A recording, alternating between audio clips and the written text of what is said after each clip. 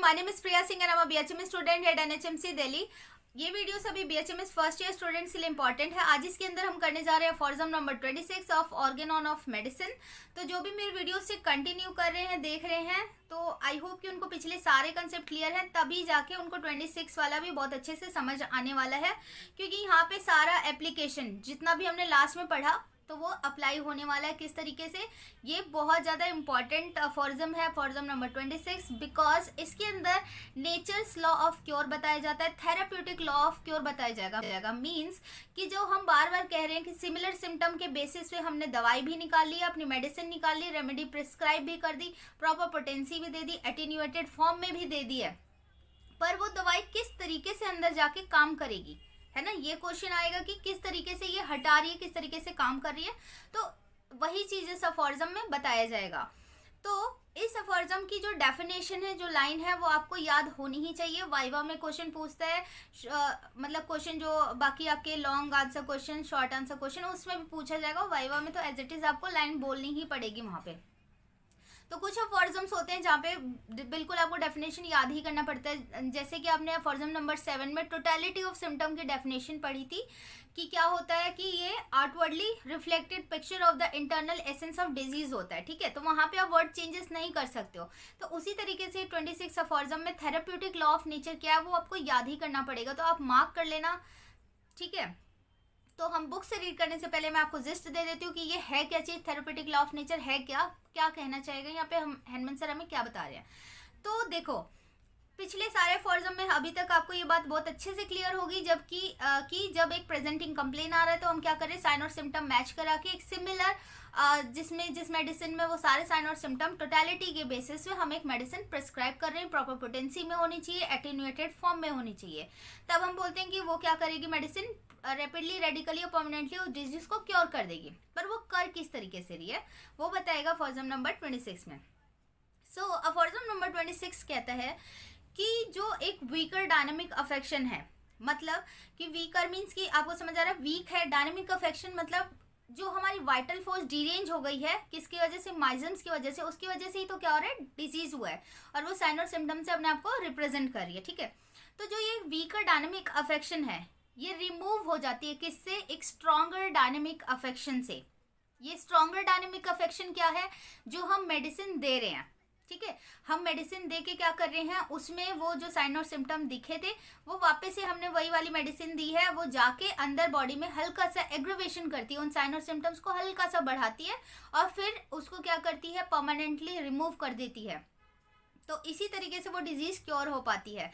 तो इसमें कहना चाहेगा कि जो कि एक क्या है, जो एक वीकर डायनेमिक अफेक्शन है, स्ट्रॉन्गर वन से क्या हो रही है, रिमूव हो रही है। तो ये क्या है, जो स्ट्रॉन्गर वन है वो देखने में अलग है, काइंड में डिफरेंट है। काइंड में क्या कहना चाहेगा, मतलब कि हम उस मेडिसिन को या तो मदर टिंचर के फॉर्म में दे रहे हैं, या फिर ग्लोब्यूल्स में डाल के दे रहे हैं, या फिर सैक्लेट में दे रहे हैं, पाउडर में दे रहे हैं, किस तरीके से दे रहे हैं। तो काइंड में डिफरेंट है, बट क्या कर रही है, सिमिलर मैनिफेस्टेशन प्रोड्यूस करवा रही है ना। अंदर जाके तो वही सारे साइन और सिम्टम्स प्रोड्यूस करवाएगी।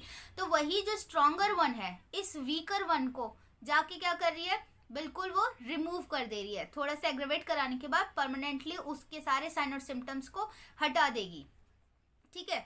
तो इस वीकर फोर्स को वो हटा देगी और फिर जो ये आर्टिफिशियल साइन और सिम्टम प्रोड्यूस हुए थे उस मेडिसिन की वजह से, वो ऑटोमेटिक क्या होगा, वो वाइटल फोर्स अपने आप उसको एकदम परमानेंटली रिमूव कर देगी। तो जो नेचुरल वाली डिजीज के साइन और सिम्टम थे वो भी हट जाएंगे, और आफ्टर सम टाइम जो मेडिसिन से हुआ था साइन और सिम्टम हुए थे वो भी अपने आप चले जाएंगे, और वो डिजीज जो है परमानेंटली क्योर हो जाएगी, ठीक है।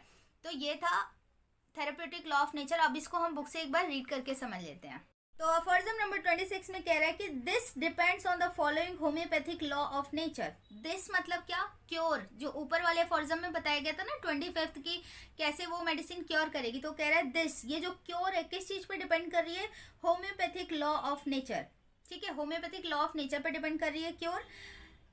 What sometimes indeed vaguely surmise but not hitherto fully recognise, कि पहले से भी हम इस बात को जानते हैं, बोली जाती है ये बात, पर हम उसको अच्छे से क्या करते थे, रिकॉग्नाइज नहीं कर पा रहे थे। मतलब ये जो क्योर था इसी लॉ पे बेस्ड है, ये बात हम बहुत पहले से जान रहे हैं। हिपोक्रेटिक जब हिपोक्रेट थे ना फादर ऑफ मेडिसिन जिन्हें बोला जाता है, उनके टाइम से ये बात जानी जाती है। वो भी उनके टाइम पे भी पता था कि जो लाइक्स क्योर्स बाय लाइक, ठीक है, उनके टाइम से ये बात चल रही है। पर हैंडमन सर ने इसको अप्लाई करके देखा और उसी से क्या हुआ, यहाँ से होम्योपैथिक की डिस्कवरी हो गई। और मतलब ये यहाँ पे इस लाइन में कहना चाह रहे हैं कि इस लॉ को सभी बहुत पहले से जानते थे, पर कभी भी अच्छे से उसको रिकॉग्नाइज नहीं करा, समझा नहीं। And to which is due every real cure that has ever taken place, कि जो भी बीमारी होती है इसी लॉ के द्वारा ही वो क्या होती है, क्योर होती है।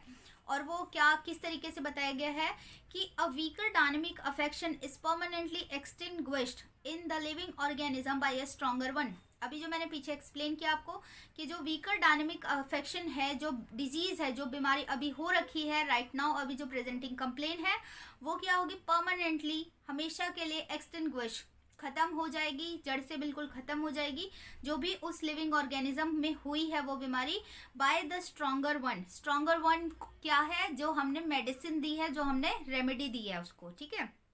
इफ द लेटर, जो बाद वाला है, बाद वाला मीन्स कि जो ये स्ट्रॉन्गर वन है, वाइल्स डिफर इन काइंड, जबकि ये जो बाद वाला है वो देखने में अलग है। बताया ना मैंने आपको कि मदर टिंक्चर के फॉर्म में हम दे रहे हैं स्ट्रॉन्गर वन मेडिसिन को, या फिर ग्लोब्यूल में डाल के दे रहे हैं, या फिर सैक्लेक वगैरह में जैसे भी दे रहे हैं हम मेडिसिन को, देखने में अलग है। Is very similar to the former in its manifestation, पर देखने में तो अलग है, पर वो क्या कर रही है, सिमिलर है। किससे, फॉर्मर, फॉर्मर मतलब पहले जो वीकर डायनेमिक अफेक्शन है उसकी तरह सिमिलर है इन इट्स मैनिफेस्टेशन, की मतलब अंदर जाके उसी की तरह के साइन और सिम्टम्स को प्रोड्यूस कर रही है, ठीक है।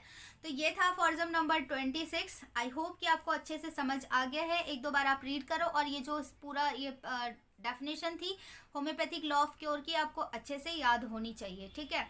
सो आई होप कि आपको ये बहुत अच्छे से समझ आ गया होगा। नेक्स्ट वीडियो में हम इसके फुटनोट को करेंगे, जहाँ पर कि मोरल मेलेडीज के बारे में बताया गया है, क्या होता है वो भी पूछ लेते हैं, शॉर्ट नोट आता है तो हम उसको एक अलग वीडियो में करेंगे। Thank you so much.